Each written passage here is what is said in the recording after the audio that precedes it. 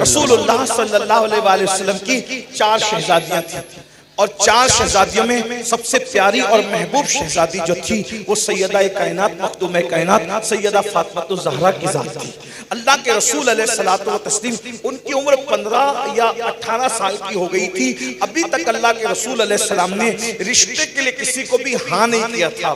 بڑے بڑے مدینہ منورہ کے مالدار صحابہ نے رسول اللہ کی بارگاہ میں سیدہ مخدومہ کے رشتے کی عرضی پیش کی۔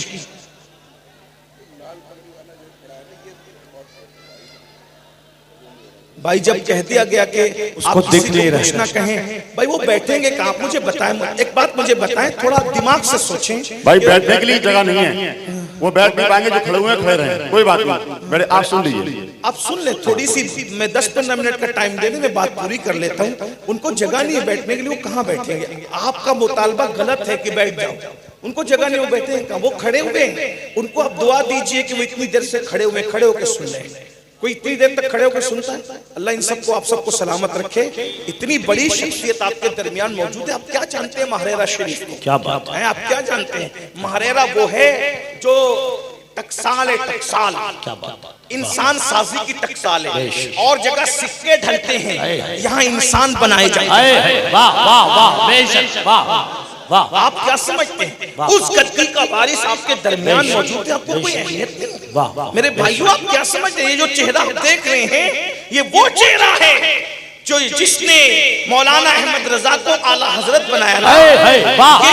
یہ اس آل رسول کا جانشین ہے، ہونے والا اس آل رسول کا جانشین ہے، جس نے مصطفیٰ رضا کے منہ میں انگلی ڈال کر 6 مہینے کے اس بچے کو قطب عالم کا منصب عطا کیا ہے۔ وہ اس سرکار نور کا وارث ہے جو تمہارے درمیان بیٹھا ہوا ہے۔ آپ کیا سمجھتے ہیں؟ جو عرس قاسمی آپ بناتے ہیں، اس ابو القاسم شاہ جی میاں کا وارث تمہارے درمیان ہے۔ انہی کے داداؤں کو، باپوں کو، چچوں کو اور اجداد کو دیکھ کر بریلی کے کلندر نے مچل کر کہا تھا، کیسے آقاؤں کا بندہ ہوں رضا، بول بالے میری سرکار۔ نعرہ تکبیر، نعرہ رسالت، فیضان شاہ برکت اللہ، فیضان ابو القاسم، فیضان آل رسول، فیضان امین ملت، حضور امان اہل سنت، نعرہ تکبیر، نعرہ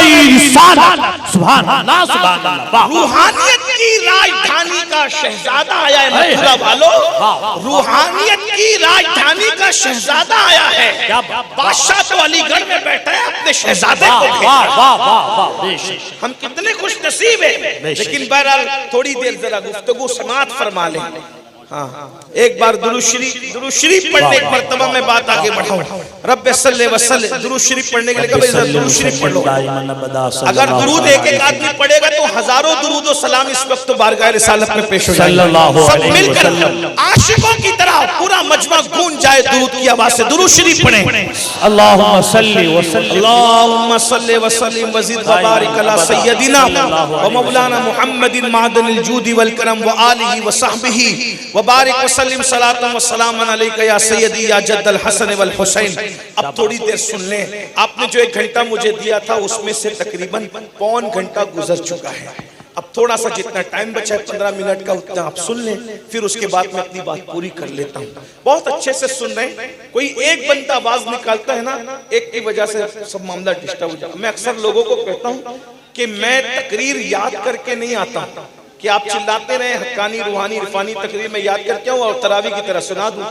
آپ جیسا ماحول بناتے ہوئے مضامین اس طرح ذہن میں آتے ہیں، پھر اس کے بعد بات ہوتی ہے۔ ایک بار پھر درود شریف، اب کوئی کسی کو کچھ نہیں کہے گا، ایک بار درود شریف پھر پڑھیں۔ اللہم صلی وسلم، صلی اللہ علی النبی المی وآلہ وآصحابہ وبارک وسلم صلاۃ و سلام علیکہ یا جد الحسن والحسین۔ اب توجہ فرمائیں، حضور علیہ السلام کی سب سے چہیتی شہزادی سیدہ مخدومہ طیبہ طاہرہ عابدہ زاہدہ راکعہ ساجدہ نقیہ تقیہ زکیہ ام ابیہا ام الحسنین ملکہ فردوس بری ملکہ قیامت ملکہ جنت رسول اللہ کے جگر کا ٹکڑا۔ حضور فرمائے فاطمہ تو بدت منی، فاطمہ میرے جگر کا ٹکڑا ہے، رسول اللہ کے جگر کا ٹکڑا پڑا سبحان اللہ. میرے امام کہتے ہیں جس کا آنچل نہ دیکھا مو مہر نے، جس کا آنچل نہ دیکھا مو مہر نے، اس ردائے نزاہت پہ لاکھوں سلام. وہ بطول جگر، وہ بطول جگر پا رہے مصطفیٰ. اجلا آرائی عفت پہ لاکھوں سلام. اور کہتے ہیں آب تطہیر سے جس میں پودے جمے، اس ریاض نجابت پہ لاکھوں سلام. خون خیر الرسل سے ہیں جن کا خمیر، ان کی بے لوث طینت پہ لاکھوں سلام. سیدہ ظاہرہ طیبہ طاہرہ، سیدہ ظاہرہ طیبہ طاہرہ، جان احمد کی راحت پہ لاکھوں سلام. جان احمد کی راحت پہ لاکھوں سلام. مسلمانوں تم کتنے خوش نصیب ہو کہ تمہارے نبی کے گھر میں اللہ نے ایسی متقی اور پارسا بیٹی عطا فرمائی ہے کہ زمانے آدم سے لے کر امام مہدی کے دور تک اتنی متقیہ بیٹی نہ اللہ نے کسی کو دی ہے، نہ قیامت تک کسی کو عطا فرمائے گا.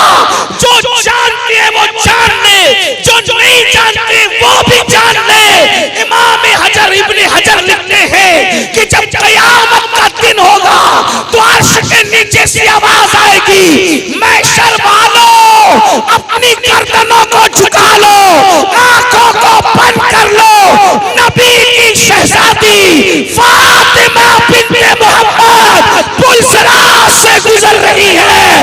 سارا محشر جس کے لیے گردن کو جھکا دے گا وہ نبی کی شہزادی ہے. آروں کے بیٹوں کو وہ مقام نہ ملا جو اللہ نے نبی کی بیٹی کو عطا فرمایا.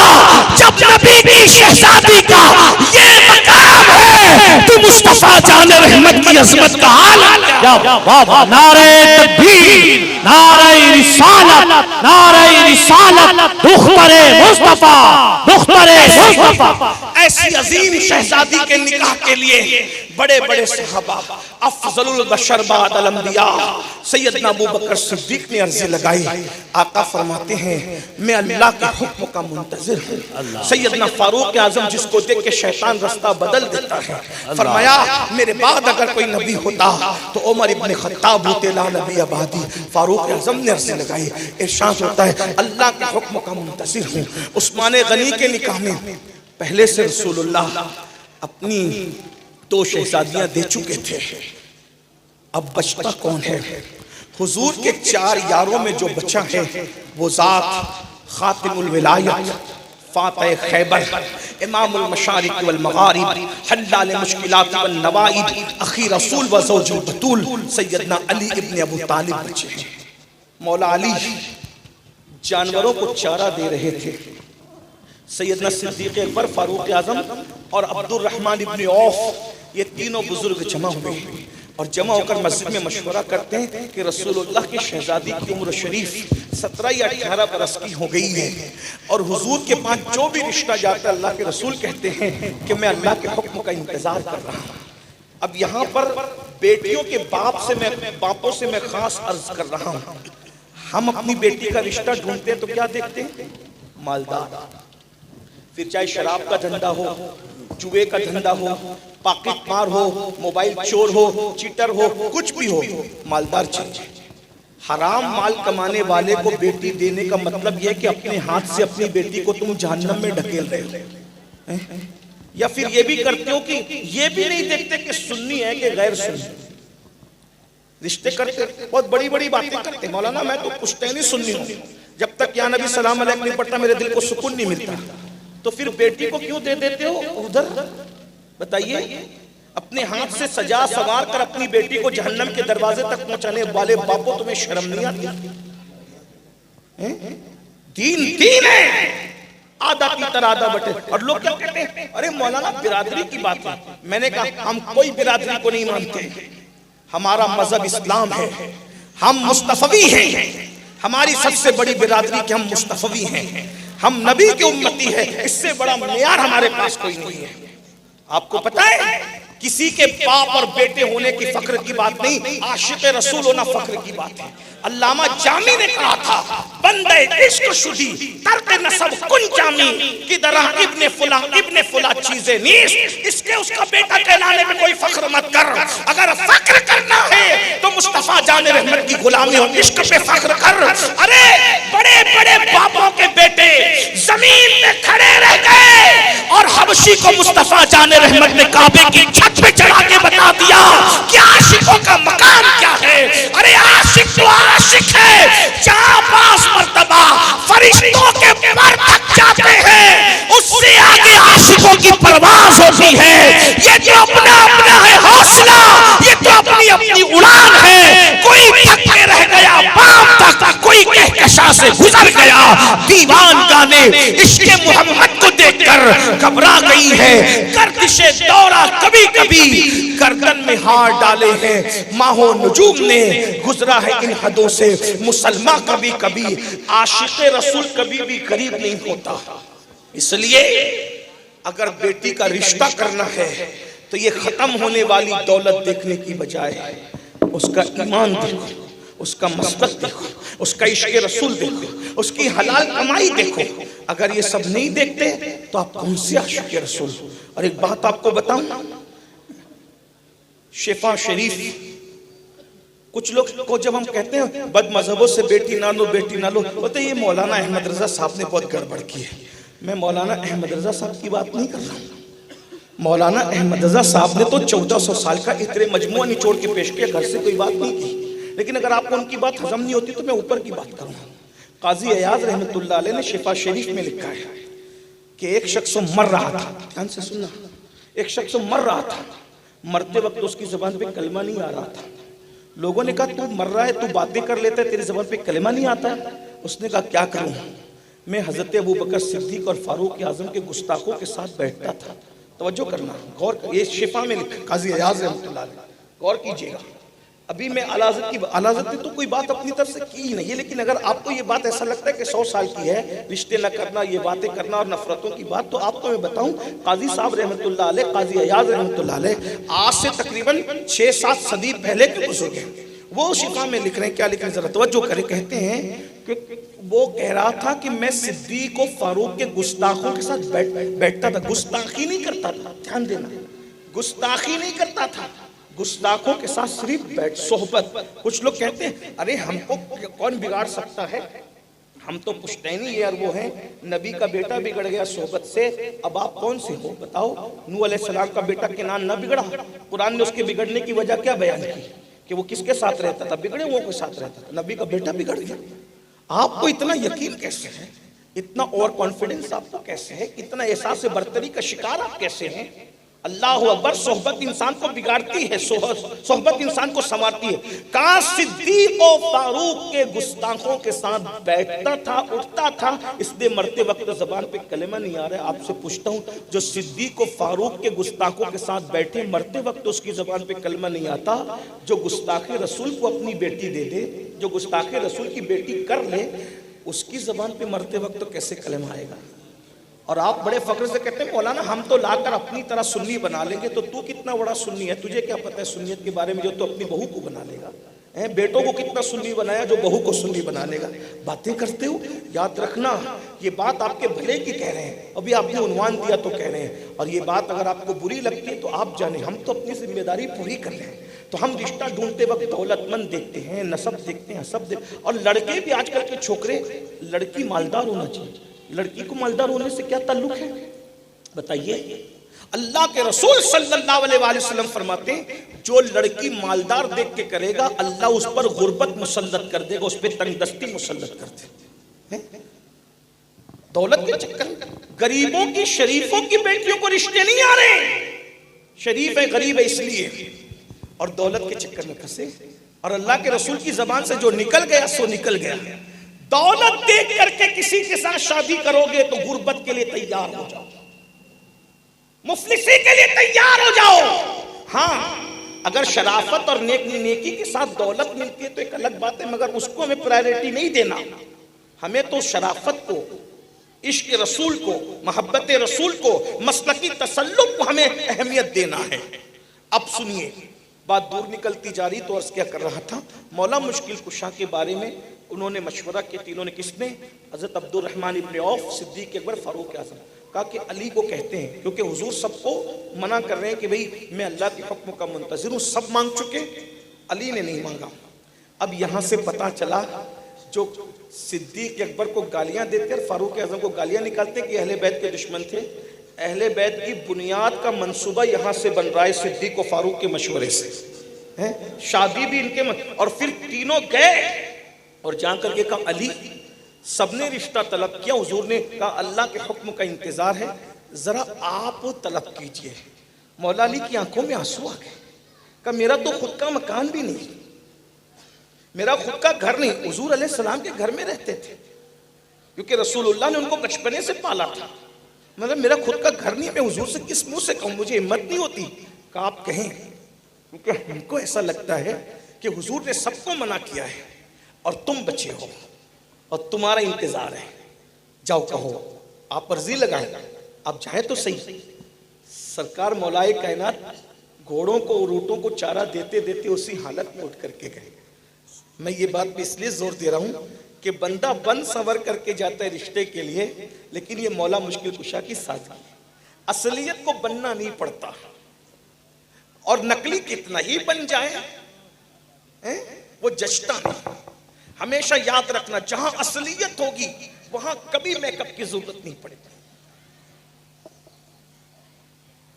بہت بھونڈی سی مثال ہے لیکن سمجھ میں آتی ہے، عورتوں کو بننا نہیں پڑتا، لیکن جو عورتیں نہیں ہیں اور عورتوں جیسے دکھنا چاہتے ہیں وہ عورتوں سے زیادہ بنتے ہیں، لیکن پھر بھی پہچان ہوتی ہے کہ یہ عورت نہیں ہے، کیونکہ جس کو قدرت بناتی ہے اس کو قدرت بناتی ہے، اور جو خود بنتے ہیں وہ خود بنتے ہیں، ہر جگہ اوپن ہوتے ہیں، ہر جگہ کھلتے ہیں کہ یہ وہ نہیں ہے، اس لیے کہ قدرت کا بنایا اور خود کا بنا ہوا بہت فرق ہے۔ مولا مشکل کشا کو قدرت نے بنا کے بھیجا، اصحاب مصطفیٰ کو قدرت نے بنا کے بھیجا تھا، اہل بیت مصطفیٰ کو قدرت نے بنا کے بھیجا تھا، اولیاء اللہ کو قدرت نے بنا کے بھیجا تھا۔ اسی حالت میں گئے اور حضور کی بارگاہ میں جا کے بیٹھ گئے، نگاہیں نیچی ہے، آج بیٹھنے کا انداز دوسرا ہے۔ سرکار نے وہ علی کیوں آئے؟ جو زمین پہ بیٹھ کر آسمانوں کی خبر دیتا ہے وہ پوچھے علی کیوں آئے؟ یا رسول اللہ آیا تو ہوں مگر ہمت نہیں ہو رہی کہنے کی۔ کہا علی کہو، آج تک کون سی ایسی بات ہے جو تم نے کہی اور ہم نے انکار کیا؟ کہو تو صحیح۔ بس اتنا کہا حضور میں چاہتا ہوں کہ میری عمر 21 سال کی ہو گئی۔ توجہ فرمائیں میرے جوانوں، دھیان سے سن لو، بہت اچھے سے سن رہے ہو۔ اب میرا دل چاہ رہا ہے کہ میں سیدنا علی اور سیدہ فاطمہ کا نکاح پڑھنے لگوں حصول برکت کے لیے، اور تاکہ پتہ چلے وہ کس سادگی کے ساتھ ہوا تھا۔ ہم سادگی کی بات تو کرتے ہیں لیکن سادگی پر آتے نہیں ہیں، یہ کتنا عظیم نکاح تھا۔ تو مولا مشکل کشا نے کہا حضور میری عمر 21 سال کی ہو گئی ہے، میں چاہتا ہوں میرا گھر بس جائے، میں چاہتا ہوں میرا گھر بس جائے۔ حضور نے فرمایا کہاں چاہتے ہو؟ ہائے ہائے ہائے، یہ بھی انداز دل ربانہ تو دیکھیں نا۔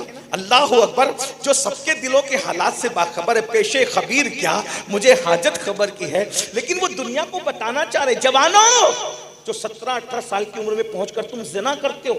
مولا علی کی سیرت بتا رہی ہے کہ تم نے بچپن میں اپنے ماں باپ سے کھلونوں کی ضرورت تھی، کھلونے مانگے تھے نا۔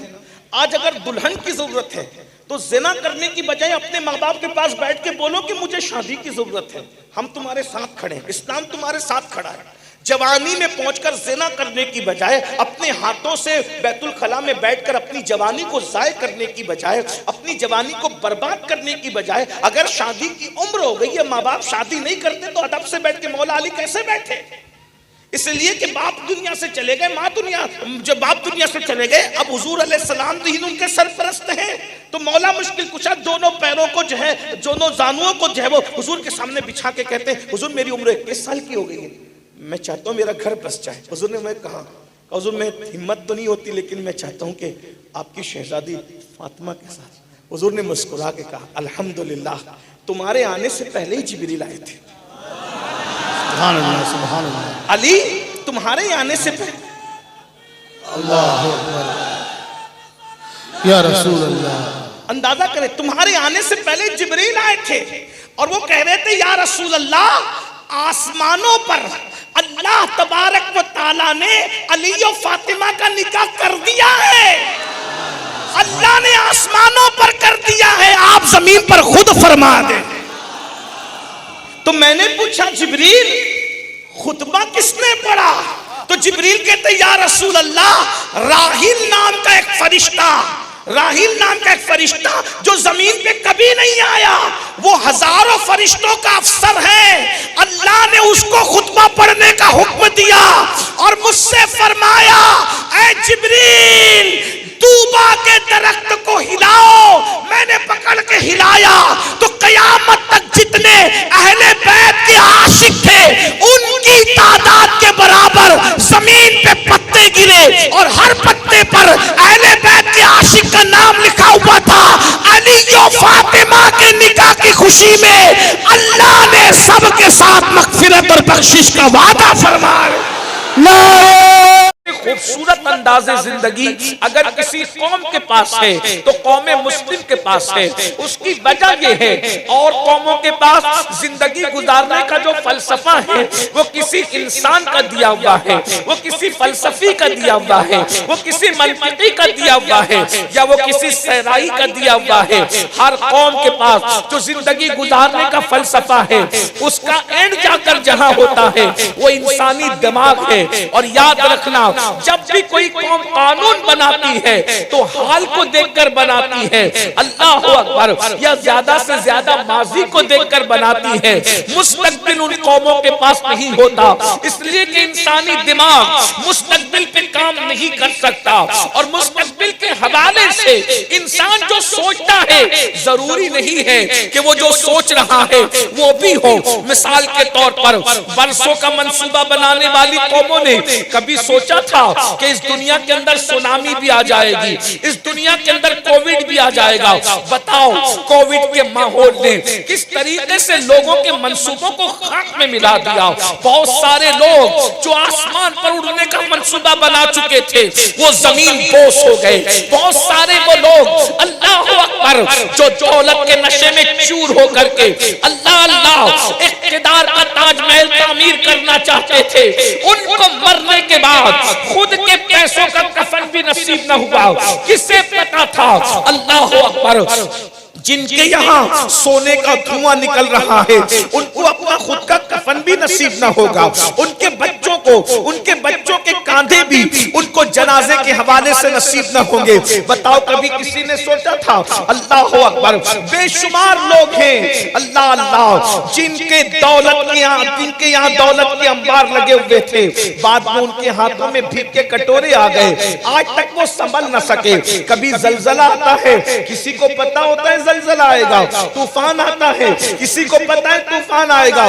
پتا چلا مستقبل کے بارے میں حتمی طور پر کسی کے پاس کوئی پلان نہیں ہوتا. مگر یاد رکھنا اسلام کا جو قانون ہے وہ انسان کا بنایا ہوا قانون نہیں ہے بلکہ اس کو اللہ نے نازل کیا ہے. وہاں حال بھی ہاتھ باندھے کھڑا ہے, مستقبل بھی سجدہ ریز ہے اور وہاں ماضی بھی ہاتھ باندھے کھڑا ہے. اس لیے یہاں پر اتنا ستھرا اور سچا قانون ہے, اگر ہم اس پر عمل کریں تو دنیا بھی کامیاب ہو سکتی ہے اور آخرت بھی کامیاب ہو سکتی ہے. اللہ رب العزت نے اپنے حبیب کے ذریعے سے ہمیں تشنے قانون نہیں رکھا, ہر چیز کا قانون عطا کیا ہے. یہ اسلام کی خوبصورتی ہے میرے جوانوں کہ اسلام تو بیت الخلا میں پہلے سیدھا قدم رکھنا ہے یا الٹا قدم رکھنا ہے, یہ قانون بھی اسلام عطا کرتا ہے. حضرت سیدنا سلمان فارسی کو ایک یہودی نے طنز کرتے ہوئے کہا تھا یہ کیسا مذہب ہے جو بیت الخلا میں بیٹھنے کا طریقہ بھی سکھاتا ہے. تو حضرت سلمان فارسی نے کہا تھا یہی تو مذہب حقہ کی پہچان ہے کہ جو بیت الخلا میں بیٹھنے کا طریقہ بھی عطا کرتا ہے, وہاں بھی ہمیں تشنا قانون نہیں چھوڑتا. ہمارا مذہب ہمیں بیت الخلا میں بیٹھنے کا طریقہ سکھاتا ہے, ہمارا مذہب ہمیں سونے کا طریقہ سکھاتا ہے کہ بائیں کروٹ نہیں سونا, دائیں کروٹ سونا. یہ اور بات ہے کہ جیسے جیسے سائنس کے انکشافات بڑھتے جا رہے ہیں اسلام کا حسن بے نقاب ہوتا جا رہا ہے. کل کسے پتا تھا کہ بائیں کروٹ سونے کا نقصان کیا ہے, لیکن آج ڈاکٹر کہہ رہے ہیں دائیں کروٹ سونے سے نیند میں ہارٹ اٹیک کے چانسز ختم ہو جاتے ہیں اور بائیں کروٹ سونے سے انسان کو جو ہے دل کے دورہ پڑنے کا اندیشہ ہے. مجھے بتاؤ اللہ اکبر, جو مذہب کھانے کا طریقہ, جو مذہب سونے کا طریقہ, جو مذہب بیت الخلا خلا میں جانے کا طریقہ سکھاتا ہو، کیا وہ مذہب ہمیں شادی بیاہ کے معاملے میں رشتہ قانون کرے گا، ہمیں محروم کر دے گا؟ آج جو عنوان مجھے آپ نے دیا ہے میں آپ کے سامنے اس پہ بات رکھنا چاہتا ہوں۔ اللہ اکبر! اسلام میں شادی ایک مکمل نظام کے حوالے سے ہے، ایک مکمل قانون کے حوالے سے ہے، ایک مکمل ضابط حیات کے حوالے سے ہے۔ اور قوموں کے یہاں شادی جو ہے یا تو نفسانیت کا ایک تصور ہے یا تو لوگ اس کو جو ہے مذہبیت سے الگ سمجھتے ہیں، مگر اسلام میں نکاح اور شادی کا ایک مکمل قانون عطا کیا گیا ہے۔ اللہ کے رسول صلی اللہ علیہ وآلہ وسلم ارشاد فرماتے ہیں، اللہ اکبر، میرے کریم آقا فرماتے ہیں نکاح کرو، نکاح کرنے سے نگاہیں نیچی ہوتی ہے، نکاح کرنے سے حیا کا تحفظ ہوتا ہے، نکاح کرنے سے انسان کی نگاہیں جھک جاتی ہے، نکاح کرنے سے انسان بدکاری سے محفوظ ہو جاتا ہے، نکاح کرنے سے آدھا دین محفوظ ہو جاتا ہے۔ آدھے دین کے معاملے میں اللہ سے ڈرتے رہو، مگر یاد رکھیں ہم نکاح کو سنت کے اعتبار سے سمجھتے ہیں۔ ہر مسلمان کہتا ہے نکاح کرنا سنت ہے، نکاح کرنا سنت ہے، نکاح کرنا سنت ہے، اور بے شک نکاح کرنا سنت ہے، ہر تمام انبیاء کی سنت ہے نکاح کرنا، لیکن نکاح سنت ہے، اس میں ہم بطور سنت کرتے کیا ہیں؟ کوئی تو سنت نظر نہیں آتا۔ سنت کے نام پر سنت کا مذاق کا اس سے اور بدترین طریقہ کیا ہوگا کہ ہم سنت ایک سنت کی ادائیگی کے لیے چلتے ہیں اور ہزاروں بدعات اور خرافات کے اندر مبتلا ہوتے ہیں۔ آپ غور کیجئے، یہاں یہ ہزاروں کا مجمع ہے، مرشد زادے کی دیدار کے لیے آپ آئے ہیں، اللہ رسول کا ذکر سننے کے لیے آپ آئے ہیں۔ اگر آپ سنجیدگی کے ساتھ کوئی بات سننا چاہتے ہیں تو میں آپ کے سامنے رکھنا چاہتا ہوں، ایک سنت پر عمل کرنے کے لیے نکلے ہیں اور ہزاروں بدعات اور خرافات میں ہم مبتلا ہوتے ہیں۔ آپ کو میں ایک بات عرض کروں، آج ہر جوان کے دل کو یہ چیز بچھو کے ڈنک سے زیادہ کھٹکتی اور کھبکتی ہے کہ اس وقت پوری دنیا کے اندر اگر سب سے زیادہ لوجوں میں کسی کی بیٹیاں بک رہی ہے تو وہ کلمہ پڑھنے والوں کی بیٹیاں ہیں۔ اللہ اکبر!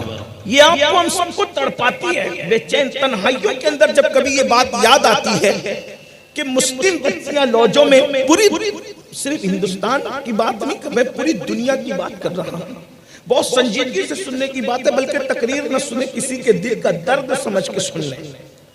اسی طریقے سے فتنہ ارتداد، ایک مذہب سے نکل کر دوسرے مذہب کے دروازے تک پہنچنے کی جو داستان ہے وہ سب سے زیادہ اگر کسی کے ساتھ ہے تو وہ قوم مسلم کی بچیوں کے ساتھ ہے۔ کیوں؟ وجہ کیا ہے؟ اس کی بہت ساری وجوہات میں سے سب سے بڑی وجہ یہ ہے کہ مسلم بچیوں کو اچھے رشتوں کا نہ ملنا، مسلم بچیوں کو مطلوبہ رشتوں کا نہ ملنا، یہ انہیں ارتداد کے دروازے تک لے جاتا ہے۔ اب میں آپ سے پوچھتا ہوں اس کا سبب کیا ہے؟ اس کے بہت سارے اسباب میں سے، اسباب تو بہت سے ہیں، اسباب میں سے سب سے بڑا سبب میں دو باتوں پہ گفتگو کرنا چاہتا ہوں۔ نمبر ایک سبب تو یہ ہے کہ بہت سی بچیاں پڑھی لکھی ہو گئی ہیں، تعلیم میں لڑکوں سے زیادہ لڑکیوں کا ریشو بڑھتا جا رہا ہے، کیونکہ لڑکوں کا کام کیا ہے؟ گٹکا کھانا، لڑکوں کا کام کیا ہے؟ نشہ کرنا، لڑکوں کا کام کیا ہے؟ فلمیں دیکھنا، لڑکوں کا کام کیا ہے؟ زیادہ تر وقت موبائل پر ضائع کرنا، اور لڑکیاں مکمل فوکس تعلیم پر کرتی ہیں۔ تو اکثر جگہوں پر کامیابی لڑکیوں کو زیادہ لڑکوں کے مقابلے، لڑکیاں پڑھ رہی ہیں۔ اب جب ایک لڑکی ڈاکٹر ہو جائے گی تو وہ سبزی بیچنے والے سے رشتہ تو نہیں کرے گی، ایک لڑکی جب ٹیچر بن جائے گی تو کسی ٹھیلا ڈکلنے والے سے رشتہ تو نہیں کرے گی، اس کو اپنے معیار کا رشتہ چاہیے، اور تم اس قابل بن نہیں رہے ہو تو پھر وہ کیا کرتی ہے؟ نتیجہ یہ کہ اس کو جو اپنے معیار کا نظر آتا ہے، حالانکہ اس کا فیصلہ صحیح نہیں ہے، ہم اس کی تائید نہیں کر رہے ہیں، لیکن فتنہ ارتداد پر گفتگو کرتے ہوئے اس کی طرف توجہ دلانا ضروری ہے۔ اگر آپ کو کوئی مرتد ہوتا ہوا نظر آتا ہے اور آپ اتنے دردمند بنے ہوئے اسلام کے کہ صرف اگر آپ اس ویڈیو کو آگے بڑھا کر کے اپنے آپ کو بہت بڑا مسلمان سمجھتے تو اس کا حل یہ نہیں ہے، اس فتنے پر قابو پانے کا حل یہ نہیں ہے مسلمانوں، اس کا سب سے بڑا پہلا حل یہ ہے کہ اگر علم کی وجہ سے بچیاں ارتداد کے دروازے پر پہنچ رہی ہے تو آپ کو بھی بڑی تعلیم حاصل کرنا چاہیے تاکہ ان لڑکیوں کو ان کے معیار کے رشتے نصیب ہو سکے. اور یہ بات یاد رکھو، دنیا میں جتنا ٹیلنٹ اللہ نے تمہیں عطا کیا ہے دوسری کسی قوم کو عطا نہیں کیا ہے. میری قوم کے جوانوں، اگر تم گٹکے سے، نشے سے، شراب سے اور موبائل کی نحوست سے، موبائل میں ٹائم پاس کرنے سے باہر نکلو تو تم ہی کہتے اقبال جیسے مفکر کو کہنا پڑا کہ دی اذانیں کبھی یورپ کے کلیساؤں میں اور افریقہ کے تپتے ہوئے صحراؤں میں دشت تو دشت ہے، دریا بھی نہ چھوڑے ہم نے، بحر ظلمات میں دوڑا دیے گھوڑے ہم نے. تم ہی تھے جنہوں نے اندلس کے ساحل پہ کشتیاں جلائی تھی، تم ہی تھے جنہوں نے افریقہ کے صحراؤں میں اذانیں پڑھی تھی، تم ہی تھے جنہوں نے یورپ کے کلیساؤں میں اذانیں پڑھی تھی. آج تمہارا علمی معیار اتنا گر چکا ہے، تم کسی یورپ کے کلیسا میں کیا اذان پڑھ سکتے ہو؟ تم تو اپنے گھر میں پیدا ہونے والے بچے کے کان میں اذان پڑھنے کے قابل نہیں ہو. تم تو اپنے باپ کا جنازہ تک پڑھنے کے قابل نہیں ہو. اس لیے میری قوم کے جوانوں، نعروں کے جذبات کو علم کی شکل دینی ہوگی، نعروں کے جذبات کو عمل کے پیکر میں ڈھالنا ہوگا. تو پہلی چیز تو یہ ہو گئی. دوسری چیز جو یہ میرا عنوان نہ تھا، عنوان ہوتا تو میں اس پہ گفتگو کرتا، لیکن عنوان یہ ہے کہ شادی کے اخراجات اور خرافات ہم اتنے بڑھا چکے ہیں کہ اب ہر بندہ خائی نہ خائی، یعنی چاہتے ہوئے یا نہ چاہتے ہوئے بھی اس کے وہ دلدل کے اندر پھنستا جا رہا ہے، اس کے بہاؤ میں بہتا جا رہا ہے. کوئی ہے جو اپنی عزت کو داؤ پہ لگا کر مصطفیٰ جان رحمت کی سنت کو زندہ کرے. ایک بات یاد رکھنا، اگر ہم نے آقا علیہ السلام کی سنت کو زندہ کیا یہ سوچ کر کہ میری عزت چلی جائے گی، میرا ایمان کہتا ہے اگر سنت کو زندہ کرنے کے لیے عزت کو داؤ پہ لگایا، عزت کبھی نہیں جائے گی. بے شک بے شک. سبحان اللہ. عزت خرافات میں خرافات پر عمل کرنے میں نہیں ہے، عزت نبی کی سنت کو زندہ کرنے میں ہے. بے شک بے شک. اللہ پاک قرآن مقدس میں ارشاد فرماتا ہے وَلِلَّهِ الْعِزَّةُ وَلِرَسُولِهِ وَلِلْمُؤْمِنِينَ وَلَكِنَّ الْمُنَافِقِينَ لَا يَعْلَمُونَ. عزت تو اللہ کے لیے ہے، عزت تو اللہ کے رسول کے لیے ہے، اور عزت تو نبی کے غلاموں کے لیے ہے، مگر منافقین نہیں جانتے. آئیے آپ کسی سنت کو زندہ کرنے کے لیے بظاہر جو لوگ اس کو حقیر سمجھ رہے ہیں آپ کام کر کے دیکھیں. نمبر ایک، حضرت سیدنا ابو ہریرہ ملک آپ نے لقمہ اٹھایا اور اٹھا کر اس کو صاف کیا اور صاف کر کے کھایا، لیکن دنیا نے دیکھا، جونیئر یہ سمجھ رہے تھے کہ یہ حقیر سمجھیں گے، مگر اس عطا کو دیکھ کر اللہ نے ان لوگوں کو ایمان کی دولت عطا فرما دی. نعرہ تکبیر، نعرہ رسالت، فیضان سنت مصطفیٰ، فیضان سنت مصطفیٰ، نعرہ تکبیر، نعرہ رسالت، حضور امان ملت، حضور امان اہل سنت، نعرہ تکبیر، نعرہ رسالت.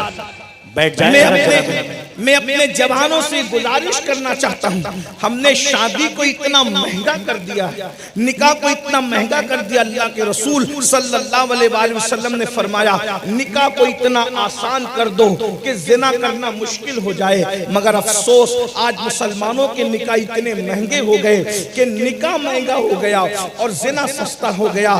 آج اسی لیے قوم کے جوان بڑی تیزی کے ساتھ بدکاری کی طرف جا رہے ہیں. میرے بھائیوں، آپ سے میں پوچھنا چاہتا ہوں ہمارے یہاں ہلدی کا کیا تصور ہے، ہمارے یہاں مہندی کا کیا تصور ہے، ہمارے یہاں دولہا دلہن کا ایک ساتھ ایک صوفے پہ بیٹھ کر کے کسی سے ملاقات کرنے کا کیا تصور ہے؟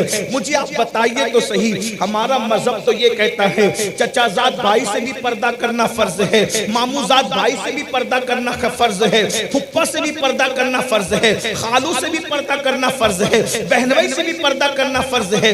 دیور جو بھائی دیور جو شوہر کا سگا بھائی ہے اس کے لیے میرے آقا سے پوچھا گیا یا رسول اللہ دیور کے بارے میں آپ کیا کہتے ہیں؟ تو میرے آقا فرماتے ہیں دیور تو موت ہے موت. اللہ اکبر. اندازہ فرمائے لیکن آج ہماری شادیوں کا حال کیا ہو گیا؟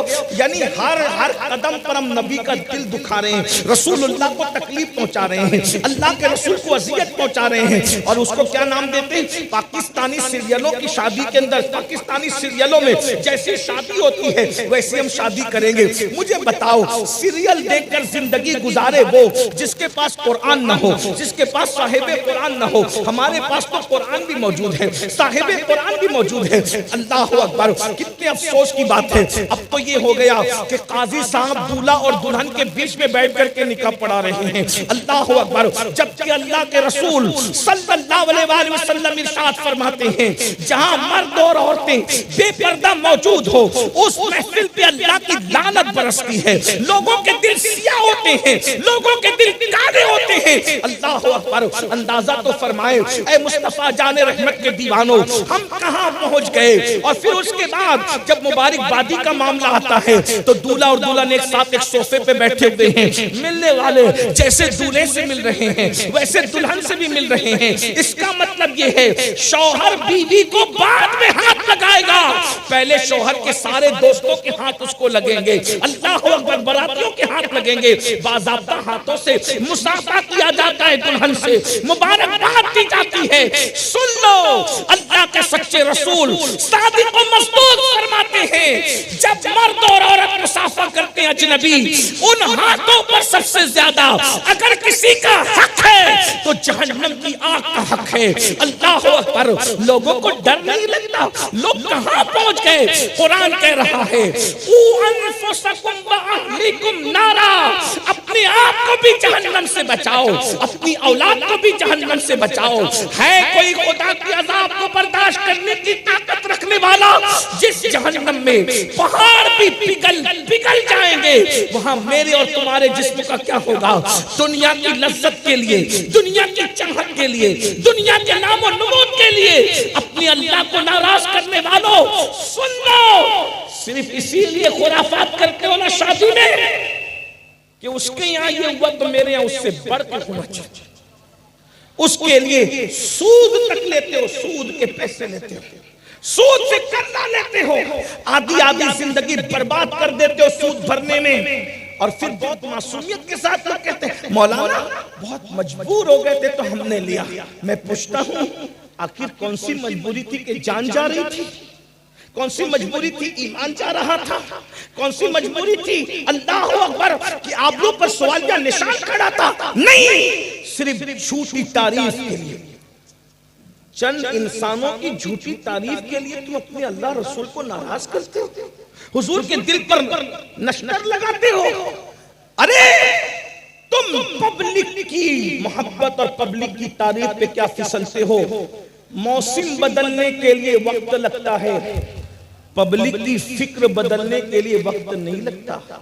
صرف اتنا سننے کے لیے نا کہ فلاں صاحب کی کیا شادی ہوئی, ارے کیا شادی, بس اتنا ہی. اور اس کے لیے تم نے رسول اللہ کو ناراض کر دیا, حضور کے دل کو تکلیف پہنچا دی. اپنی حیثیت کے مطابق شادی کیوں نہیں کرتے؟ مصطفیٰ جان رحمت کی سنت کے مطابق شادی کیوں نہیں کرتے؟ شادی کو سادی کیوں نہیں کرتے؟ سادگی سے کیوں نہیں کرتے؟ اگر ہم یہ کریں گے تو کیا ہوگا؟ کر کے دیکھو سکون ملے گا, برکت ملے گی. آئیے میں آپ کو بتاؤں دنیا کے سب سے مالدار انسان مصطفیٰ جان رحمت نے اپنی سب سے چہیتی بیٹی کا نکاح کتنی سادگی سے, ذرا غور سے سن لیں. اور پھر ہمارے یہاں کیا ہو رہا ہے؟ ہمیں واپس آنا ہوگا, پلٹنا ہوگا اپنے نبی کی سنت کی طرف. اور اگر آج ہم نے اس پہ کنٹرول نہیں کیا, صرف 5-5 لاکھ روپے تو ہم ہال کا دے رہے ہیں. ایک شادی میں لوگ ایک دن میں 3-3 4-4 ڈریس تبدیل کرتے ہیں. میں کہا ہر چیز ناجائز و حرام نہیں ہوتی, لیکن کبھی یہ بھی ہوتا ہے کہ میرے یہ کرنے سے کوئی اور بندہ بگڑ نہ جائے. مالدار لوگ اتنا ادمات کرتے ہیں شادی کے موقع پر کہ اگلا بندہ قرض لے کر کرتا ہے. تو اگر آپ سبب بن رہے کسی کے بگڑنے کا, یہ بھی تو غلط ہے. اور میں دیکھ رہا ہوں کہ جو لوگ اسٹیجوں پر سادگی کا عنوان دیتے جب ان کے گھر میں شادی ہوتی تو کہتے ہیں میری بیوی نہیں مان رہی، میری اماں نہیں مان رہی، یعنی کوئی اپنی خوشی کے موقع پہ کوئی کنٹرول میں آنے کے لیے تیار نہیں ہے۔ ہر بندہ کوئی نہ کوئی عذر پیش کر کے کچھ نہ کچھ بدعت کرنے کے لیے آگے بڑھتا ہے۔ میں کہتا ہوں اپنے نفس سے کنٹرول کر کے ایک مرتبہ اگر ہم نے شادیوں پہ کنٹرول نہیں کیا، یہ خرافات بڑھتے رہے تو ایک وقت وہ آئے گا شادیاں اتنی مہنگی ہو جائے گی کہ بچی اور بچیاں شادی سے پہلے اپنی آبرو سب کچھ لٹا چکے ہوں گے، اور ایسے بچے سماج جنم دے گا نہ جن کے باپ کا پتہ ہوگا نہ دادا کا پتہ ہوگا۔ جو صورتحال برطانیہ اور امریکہ میں پیدا ہو رہی ہے وہ صورتحال یہاں بھی پیدا ہو سکتی ہے۔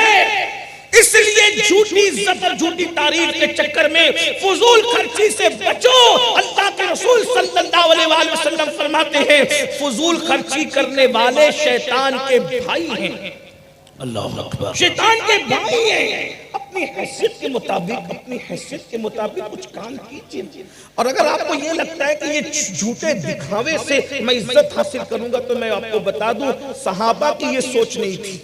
سیدنا فاروق اعظم کا وہ واقعہ آپ نے سنا ہوگا، میں واقعہ نہیں بتاؤں گا، اشارہ دوں گا اور میں پھر شادی کا جو عنوان آپ نے دیا اس پر آ کر میں اپنی گفتگو مکمل کروں گا۔ ذرا غور کیجئے، جب فاروق اعظم رضی اللہ تعالیٰ عنہ کو بیت المقدس بلایا گیا چابیاں دینے کے لیے تو فاروق اعظم نے کیا کیا؟ جو جبہ بدن پہ تھا وہی جبہ پہن کر آپ بیت المقدس گئے۔ ایک ہی سواری تھی، اسی ایک سواری پر اپنے غلام کو اپنے ساتھ لے کر کے گئے۔ مشہور واقعہ ہیں کہ حضرت سیدنا فاروق اعظم کے جو جبہ تھا، جبہ اس سے دھاگے آستین پہ دھاگے لٹک رہے تھے، جبے پہ پیون لگا ہوا تھا، جو موزے تھے وہ بھی پھٹے ہوئے تھے، اور پھر یہ تھا کہ تھوڑی دیر ہم بیٹھیں گے، تھوڑی دیر غلام بیٹھے گا، اور بالکل بیت المقدس کے قریب غلام کی باری تھی۔ یہ سب آپ واقعہ جانتے ہیں۔ اصل جو تمہیں بتانا ہے وہ یہ ہے کہ جس وقت فاروق اعظم بیت المقدس پہنچے ہیں تو صحابہ کرام جو جوان صحابہ تھی وہ بات کر رہے تھے، عمر یہ کیا کر رہے ہیں؟ ہم نے تو چابیاں لینے کے لیے بلایا ہے، یہ عیسائی چابیاں دینے کو تیار ہیں، لیکن یہ پھٹا ہوا لباس، یہ پھٹا ہوا موزہ، ایک سواری کے ساتھ آنا، اور یہ کیا ہوگا؟ اللہ اکبر۔ لیکن جب فاروق اعظم قریب آئے تو کان میں کسی نے کہا امیر المومنین آپ نے کیا کیا؟ فاروق اعظم نے کنکریاں اٹھائی اور ان کو پھینک کر کے مارا، کہا رسول اللہ کے وصال کو ابھی زیادہ دن نہیں گزرے، تم اتنی جلدی دنیا دار ہو گئے، تم کیا سمجھتے ہو ہمیں عزت کپڑے موزے اور سواری کی وجہ سے ملی ہے؟ نہیں، عزت نہ کپڑوں سے ہے، نہ موزوں سے ہے، نہ سواری سے ہے، ہمیں جو عزت ملی ہے وہ مصطفیٰ جان رحمت کی وفاداری کی وجہ سے۔ نعرہ تکبیر، نعرہ رسالت، نعرہ رسالت، سنت مصطفیٰ، فیضان مصطفیٰ، فیضان مصطفیٰ، سنت مصطفیٰ، نعرہ تکبیر، نعرہ رسالت، حضور امان ملت۔ سرکار فاروق اعظم نے تاریخی جملہ فرمایا کہ جب تک مسلمان اپنے نبی سے وفا کرتا رہے گا اللہ اس کو عزت عطا کرتا رہے گا۔ اور میرے امام نے اسی لیے تو فرمایا نکیرین کرتے ہیں تعظیم میری، ارے نبی کی وفا سے صرف انسان تعظیم نہیں کریں گے بلکہ فرشتے بھی تعظیم کریں گے۔ کہتے ہیں نکیرین کرتے ہیں تعظیم میری، فدا ہو کے تجھ پہ یہ عزت ملی ہے۔ نعرہ تکبیر، نعرہ رسالت، لبیک لبیک لبیک لبیک لبیک لبیک لبیک لبیک لبیک لبیک یا رسول اللہ۔ سبحان اللہ۔ حضور کی وفا جب فرشتوں کو سے تعظیم کروا لے یہ دنیا کیا چیز ہے، لیکن ہم کر کیا رہے ہیں؟ اللہ اکبر۔ تو میرے بھائیوں آج ہم نے شادیوں کو جو مہنگا کر دیا ہے، ضرورت اس بات کی ہے شادیوں کو سستا کریں۔ اگر کوئی کہے کہ تم نے تو اپنی بیٹی کی یا بیٹے کی شادی ایسے کر دی، ان کو بتاؤ رسول اللہ نے کس شان سے کیا تھا۔ آئیے میں آپ کے سامنے جلدی جلدی آج سیدہ فاطمہ اور مولا علی کے نکاح کا تذکرہ کرنا چاہتا ہوں، اور آپ سے کہتا ہوں جب آپ کی شادی ہو آپ گھر والوں کو کنونس کریں. سبحان اللہ. بیٹھ جائیں, پیچھے والوں کو آسانی, آپ کو بھی آسانی ہو جائے. بھائی اصل میں ان کو بیٹھنے جگہ نہیں ہے, وہ کہاں بیٹھے.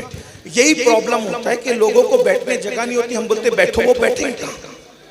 تو پھر اس سے ہر بندہ چلائے گا تو بات ہی نہیں ہوگی. سن لے نا, ایسے سن لے بھائی, ان کو کھڑے رہنے دے, جگہ نہیں. ایک بار درود شریف پڑھنے سے میں بات کو اینڈ کی طرف پہنچا دوں. بہت بات نہیں کرتا, میں اینڈ کی طرف بات کرنے لگا ہوں. سب لوگ بلند آواز سے درود شریف پڑھ لیں. اللہم صلی صلی اللہ علیہ نبی المی مولانا محمد واصحابہ وسلم. صلاۃ و سلام علیک یا سیدی یا جد الحسن والحسین.